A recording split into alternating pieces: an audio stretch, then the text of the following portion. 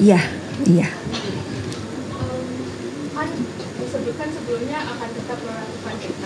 Apakah ini karena Jessica juga mau membersihkan nama dari kesalahan ini, atau nama baik Jessica harus tetap diperbaiki melalui PK ini? Saya suruh jawab katanya. Jadi begini ya, mengenai soal PK ini ya. Terus terang aja kita mengambil posisi bahwa Jessica sudah dibebaskan dengan bebas bersyarat, ya kan? Jadi kami tim hukum ini selalu menghormati hukum. Apapun putusan sudah pengadilan, itu kan sudah jelas bahwa Jessica dinyatakan bersalah. Itu putusan pengadilan yang harus saya hormati sebagai seorang lawyer. Soal kami tidak terima atau putusan itu atau tidak, itu soal lain. Tapi karena itu formal sudah keluar, harus saya hormati, itulah putusan. Dia dinyatakan bersalah. Tetapi kami sebagai lawyer, tentunya nanti kami diskusikan dengan Jessica, merasa bahwa mungkin putusan itu tidak sesuai dengan apa yang terjadi menurut kami. Oleh karena itu, kita akan mencoba peluang untuk mengajukan PK terhadap perkara itu. Ya. Jadi itu posisinya. Sebagai seorang lawyer, saya harus menghormati putusan pengadilan karena itu sudah inkrah. Tetapi hukum juga memberikan kesempatan kepada semua pihak, ya, termasuk Jessica, apabila merasakan ingin mengajukan PK, juga hukum juga memberikan kesempatan dan hak itu kepada dia. Itu persoalannya. Ya. Maksudnya bahwa sekarang Kak Jessica itu sudah bebas, berarti kan PK itu apakah itu masalah nama baik Kak Jessica sendiri atau seperti apa? Iya, hukuman itu bukan soal hanya nama baik, segala-galanya tentunya, ya. Soal kebenaran kan. Ya, kebenaran kan harus ditegakkan. Jadi ada pepatah mengatakan bahwa kebenaran itu akan mencari jalannya sendiri, kan? Nah, sekarang jalannya kebenaran sendiri itu bagaimana? Apakah juga harus kita ikuti juga jalan kebenaran itu dengan berdiam? Atau apakah juga jalan kebenaran itu kata harus kita tompangi untuk bisa mencapai kebenaran sendiri? Nah, itulah yang akan kita wujudkan nantinya. Sehingga kalau kita berpikir bahwa kita merasa ada ketidakbenaran di sana, ya kita harus jalankan. Tetapi selalu saya katakan bahwa saya menghormati putusan. Sebab kalau saya tidak menghormati putusan, saya tidak akan pergi ke pengadilan. Ketika saya mau membela di pengadilan, tentunya saya harus hormati itu. Soal itu menurut kami adalah tidak benar atau tidak, ada jalannya. Jalannya adalah PK. Itu persoalannya. Kan kemarin kan udah banding dan bahkan sampai tingkat kasasi pun bahkan menguatkan bahwa ketetapan hukum untuk vonis Jessica. Nah, bagaimana PK ini akan berbeda gitu? Apakah ada bukti yang lebih kuat gitu pada saat mengajukan PK atau seperti apa? Ya, terus terang aja kami memiliki novum untuk perkara ini. Berbeda dengan yang dulu, sekarang ini justru kami menemukan novum. Bahwa memang novum ini novum itu kan begini. Novum ini adalah suatu bukti yang ada pada waktu perkara itu dijalankan. Tetapi tidak kami temukan bukti itu pada waktu perkara itu berjalan. Yang mana kalau bukti itu tadinya ada pada waktu itu dan bisa kami sampaikan di pengadilan, maka putusan hakim akan bisa berubah. Nah, ternyata selama perkara ini berjalan sekian tahun, 8 tahun ini, kami tidak pernah menemukan bukti itu. Sehingga tidak ada alasan kuat untuk menyatakan ketidakbenaran itu. Tetapi suddenly kami menemukan bukti baru. Yang mana bukti itu sebenarnya ada pada waktu itu, tapi disimpan oleh seseorang, disembunyikan oleh seseorang, sehingga terhilang bukti itu, sehingga putusan itu memberatkan dia. Kalau ada bukti itu tadinya, maka dengan bukti itu kita bisa buktikan bahwa sebenarnya perkara itu harus berkata lain. Nah, itulah yang ingin sampaikan. Soal hasil tentunya hakim yang menentukan. Tetapi sebagai lawyer Anda akan bisa melihat nanti presentasi kami apakah betul yang saya sampaikan ini. Karena kadang-kadang kan hasil pengadilan dengan fakta di persidangan kan kadang bisa beda. Ya kan? Ada yang mengatakan ini harus bebas, tapi nyatanya dihukum. Ada yang mengatakan ini seharusnya dihukum, ternyata bebas. Nah, tetapi saya berharap bahwa kadang-kadang putusan hakim ini tidak selamanya menjadi berakibat buruk kepada seseorang. Ada kalanya orang dihukum tapi tetap dipercaya oleh masyarakat, karena masyarakat mengatakan dengan bukti-bukti dan fakta-fakta yang kita tampilkan di persidangan, dan beruntung kita sekarang sudah ada live di TV, semua bisa menonton apa yang terjadi di persidangan, maka bisa saja dikatakan, wah berdasarkan ini sebenarnya ini harus bebas, tapi putusannya menghukum. Bisa terjadi karena itu keadilan yang ditimbulkan oleh hakim. Nah, paling tidak kami akan berupaya membuktikan kepada masyarakat bahwa bukti ini ada jelas disembunyikan pada waktu itu, dan kalau kami tunjukkan itu, orang akan tahu, oh berarti benar-benar seharusnya dia harus tidak dihukum, kira-kira begitu. Nah, bagi saya itu sudah lebih dari cukup. Berarti buktinya sekarang sudah dipegang sama Pak. Sudah. Ada saksi-saksinya Mana dulu? Sampai 2032, rencananya selain wajib lapor akan melakukan apa aja kegiatannya? Kalau saya berbincang-bincang di Jessica tadi di mobil saya dengan dia sendiri sampai tadi itu blank aja. Dia blank, dia bilang, Om di mana sekarang saya ini? Karena dia sendiri pun sebenarnya surprise juga. Tiba-tiba bebas ini juga dia surprise juga dia. Ya, jadi ya bayangin aja, ini baru keluar dari tadi langsung ke situ wawancara. Bingung dia nih, lihat pohon pun nggak sempat. Baru saya ajak tadi dia makan karena ada masakan kesukaan dia. Saya tanya waktu tadi malam kemarin, seandainya kau keluar apa yang kau inginkan, katanya sama dia. Dia bilang saya mau makan, katanya. Makan apa? Makan sushi, katanya. Saya sedih juga dengarnya. Itu aja nih, minta gak ada yang lain. Dulu saya waktu sekali saya pengen makan sushi, di sini nggak ada sushi. Jadi ya saya bilang oke. Karena itu saya bawa dia ke restoran Takumi ini, saya ajak makan sushi. Itu aja permintaan dia, nggak ada yang lain. Jadi saya tanya, kamu rencanamu apa? Saya nggak tahu, Om, katanya. Blank, katanya. Jadi habis ini juga nanti mungkin saya harus dia dulu istirahat dulu, berpikir-pikir 1-2 hari ini baru dia pikir apa yang harus dilakukannya. Dia bingung sekali. Nah, kalau kalian mungkin ingin lebih tahu, saya ingin bercerita ya, pengalaman saya dengan Jessica ini cukup panjang memang. Ya, up and down hubungan saya dengan dia ini. Dia kan kita bisa datang waktu dia sedih, suasananya pasti sedih juga. Kita juga waktu datang ke sana bisa juga waktu itu dia gembira, suasananya kan gembira.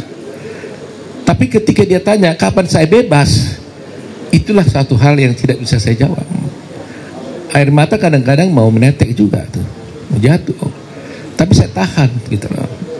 Tapi beruntungnya saya dengan dia ini, kalau saya dilihatnya sedikit agak tegang untuk memikirkan dia hibur saya. Dia bilang, Om, jangan pusing, Om, jangan begitu dong. Nanti kalau Om tegang, siapa yang bela saya, katanya. Jadi sometimes kita saling backup lah, gitu ya. Jadi itu sebabnya kami tidak pernah berputus asa untuk membela dia ini, karena dia cukup pengertian juga, gitu ya. Walaupun kadang-kadang dia merasa gimana Om, nah gitu kan. Ya kita kan susah jawabnya gitu. Makanya waktu kemarin itu ada Kak Vina saja, saya merasa guilty feeling. Saya nggak bisa ada orang datang dari kasus Vina ke saya minta tolong, kan itu nggak bisa saya tolak. Tapi kalau saya langsung terjun langsung menangani itu, saya merasa Jessica pasti marah ke saya. Kok itu diurusin saya punya belum selesai? Gitu nggak, Bes? Kamu ada perasaan gitu ya? Nah, lihat nih coba, betul kan? Ngaku dia udah. Saya ngerasa itu sebabnya teman-teman wartawan seringkali kan minta saya wawancara kan, mungkin 2 minggu ini masa kesal ke saya kan. 3 minggu ini banyak wartawan kontak saya minta wawancara tentang kasus Vina. Semuanya boleh katakan hampir tidak saya ikuti. Terus terang aja saya jujur hari ini, buka dosa nih, buka kartu saya nih. Saya nggak enak kepada Jessica. Itu aja. Tapi saya tidak tinggalkan kasus itu karena ada tim saya 150 orang yang bantu itu. Ada Jute, ada Rui dan sebagainya. Begitu saya merasa tanggung jawab saya terhadap Jessica ini. Nah, kalau sudah sekarang mungkin sudah mulai agak sedikit tenang. Anda sendiri tahu bakal bebas hari ini, dikasih tahunya kapan dan respon sendiri gimana? Terus terang aja kita juga nggak tahu kepastian, cuma memang kita dengar-dengar gitu kan. Tapi kan kita nggak pernah melakukan hal-hal upaya-upaya untuk dibebaskan itu. Jadi Sebenarnya lapas yang bisa menceritakan yang sebenarnya ya. Tapi mungkin secara normatif saya tanya waktu mau pulang, sebenarnya saya sendiri baru nanya tadi, Pak siapa tadi itu ya di Bapas, Jessica ini bebas kenapa ya? Pak Andika ya, Jessica ini bebas kenapa sih sebenarnya? Saya nanya, dia bilang ya karena dia memenuhi semua ketentuan-ketentuan untuk dia bisa bebas. Itu saya katakannya. Ya itu mereka yang tahu tuh. Semua aturan-aturan itu kan ada untuk remisi ini nih. Tapi dikasih tahu kapan Bang kalau hari ini bakal bebas? Saya beberapa hari yang lalu dengar iya, tapi mereka bilang selama belum ada keputusan resmi, mereka juga tidak bisa memastikan betul keluar atau tidak, ya kan? Cuma diberitahukan tadi malam, mereka mengatakan sudah ada itunya keputusannya, makanya langsung saya beritahu malam hari ya. Dan yang mereka kaji sendiri malam tadi juga Kak? Baru malam.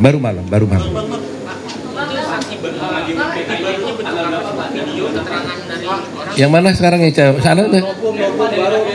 Bagaimana tadi bisa dijelaskan? Hah? Dan orangnya barunya apa Pak? Sini nama? Barunya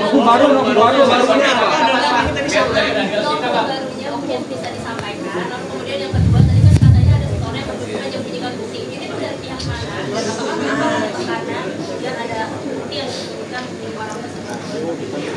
Kalau soal perkara PK nantilah mungkin kita diskusi khusus luar itu ya. Jadi kita pisahlah dulu ya. Satu kita bicara hari ini tentang bebasnya Jessica. Nanti saya akan undang lagi sekali lagi ketika kami mengajukan PK. Nanti semuanya saya paparkan di sana. Jadi supaya jangan terbagi-bagi ya. Hari ini fokus dulu tentang Jessica dulu deh. Terkait dengan remisi Jessica kan banyak mempertanyakan terlalu cepat sepertinya dari usia 20 tahun dan hanya 8 tahun. Padahal dulu kalau dapat remisi kan berarti ada syarat-syarat tertentu termasuk berperilaku baik di selama persidangan, selama di masa tahanan. Ini apakah membuktikan sebaliknya dari hasil profiling kita ingat secara psikologi Jessica dipersepsikan dulu ketika itu di masa sidang maupun masa penyelidikan. Seperti saya katakan tadi, saya tidak bohong, boleh tanya itu Pak Andika. Saya tanya tadi, itu sebenarnya Jessica ini keluar kenapa? Dia bilang semua aturan-aturan yang ada di dalam persyaratan itu semua dia penuhi. Terus terang aja saya nggak ngerti mana detailnya. Secara umum sebagai lawyer saya tahu pasti harus berkelakuan baik, ya kan? Nah sehingga kalau tadi Christine ditanya, ya benar juga ya. Selama ini kan diperlihatkan di dalam persidangan seakan-akan Jessica ini kan berperlakuan buruk macam-macam. Tapi kenyataannya 8,5 tahun dia di penjara, nyata-nyata dia berkelakuan baik sampai-sampai mendapatkan pembebasan bersyarat lebih awal. Kan gitu kan? Nah, apa itu boleh nanti ditanyakan kepada LP karena saya tidak punya kompetensi untuk menjawabnya. Saya hanya bertanya tadi kenapa dikeluarkan. Jadi mestinya kan saya yang mengajukan surat supaya dia dikeluarkan kan? Kan wajar dong lawyernya mengeluarkan. Kami enggak, saya enggak pernah mengajukan surat. Boleh cek. Enggak pernah mengajukan surat, enggak pernah apa. Saya enggak tahu terakhir ya. Terakhir enggak mengajukan juga. Enggak juga. Enggak ada yang antara kita mengajukan surat. Tiba-tiba ada pemberitahuan dia mendapatkan itu. Wah, kaget juga. Tadi mau udah di Bapas. Saya tanya, "Kenapa?" Karena saya sendiri juga sok juga ya, bercampur senang gitu ya. Hanya dia bilang dia memenuhi segala peraturan-peraturan yang disyaratkan untuk itu. Ya udah, puji Tuhan. Jadi murni karena akumulasi remisi yang begitu banyak. Ya. Jadi mungkin dia berkelakuan baik di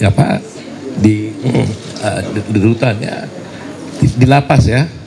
Karena sebagaimana kita tahu memang ya kemarin saya nggak berani ngomong. Tapi memang sungguh selama di lapas dia juga banyak bermanfaat lah. Dia juga mengajari orang berbahasa Inggris, dia mengajar orang yoga gitu ya, mengajar yoga. Dia ikut juga dalam kerajinan-kerajinan. Tadi mana ada satu, ini satu bukti lah saya akan tunjukkan ya. Masih ingat ya, Jess ya? Ini adalah waktu cucu saya lahir 8 tahun yang lalu, dia di lapas. Dia dengar waktu cucu saya lahir, dia bikin ini hasil kerajinan tangan dia sendiri nih di lapas ini nih. Dia serahkan. Nah ini putri saya ini yang tadi dia dengar dia keluar datang ke sini tadi, dia bawa ini Loh, apa itu? Saya bilang, yang dulu dikasih Jessica, saya mau ketemu dia, bilang terima kasih katanya. Ini. Nah, begitulah dia perilaku dia di lapas. Sampai bikin begini. Dan banyak yang bisa diajarinya di sana membuat seperti ini. Ya, ini katanya apa nih Jessi? Coba jelasin apa ini? Iya, pada saat itu teman-teman saya yang di lapas bikin kerajinan tangan seperti ini, jadi saya berniat untuk belajar. Kebetulan Pak Oto cucunya baru lahir, jadi saya berniat untuk memberikan sesuatu karena keterbatasan yang saya punya. Jadi ya saya bikinilah sesuatu yang handmade, yang lebih meaningful itu untuk cucunya membentuk. Jadi hasil tangan karyamu ini